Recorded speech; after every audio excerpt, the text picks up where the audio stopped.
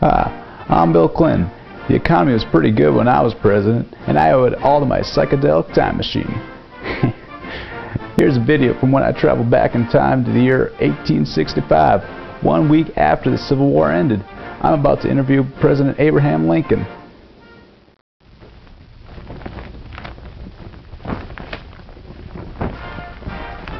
Hi, I'm Bill Clinton. Nice to meet you, Mr. President. Nice to meet you, sir. How's your family?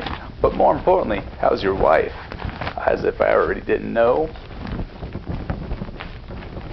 Now, first off, Mr. President, I'm curious about the economic difference between the North and the South. And I'm also wondering, how did it all take shape? Well, right off the bat, in 1614, Dutch adventurers settled in what is now known today as New York. They based their economy on mostly industry and fur trade. For example, they hunted and trapped beaver, deer, otter, and other furs. I know from my experience the ladies love fur coats, so I can understand that. Speaking of ladies, because of their sparse population, women were brought over here to help with the farms as wives and as servants. Wait, I thought they were the same thing. Let me finish.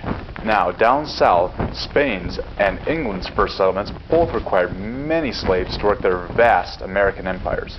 Now, let me tell you about the difference between those two. Spain's economy was based on the extraction of gold and silver in their mines. And they also brought sheep, wheat, fruit trees, and horses to spur their economic growth, which gave them the opportunity to use Native Americans as slaves. Now, the English market was based on tobacco, which quickly expanded into plantations, requiring a substantial amount of workers. The direction of the South and its future shape was beginning to form. Well, it sounds like the South had a pretty good economy started. Well, yeah, but back up in the North from about 1820 to 1850, New York changed from importing cheap daily goods to becoming America's largest manufacturing city.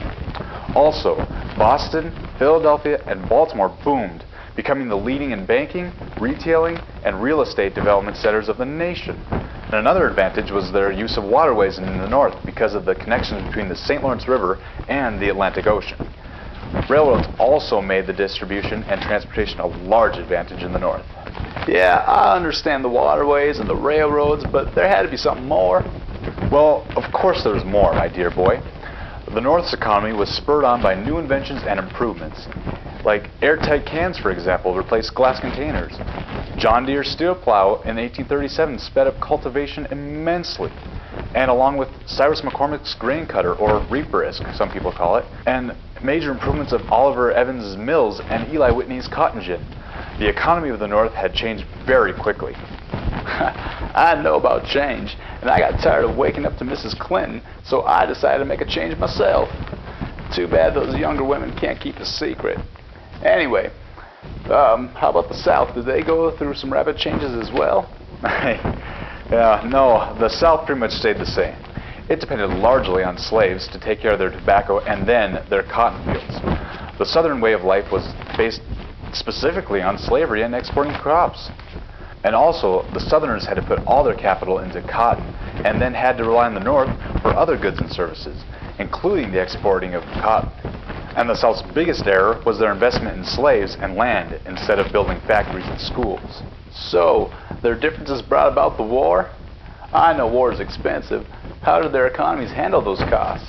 Well, of course the South had the most difficult task of raising money to pay for the Civil War, but the North, on the other hand, had a thriving manufacturing industry which produced the firearms and the clothing it needed during wartime.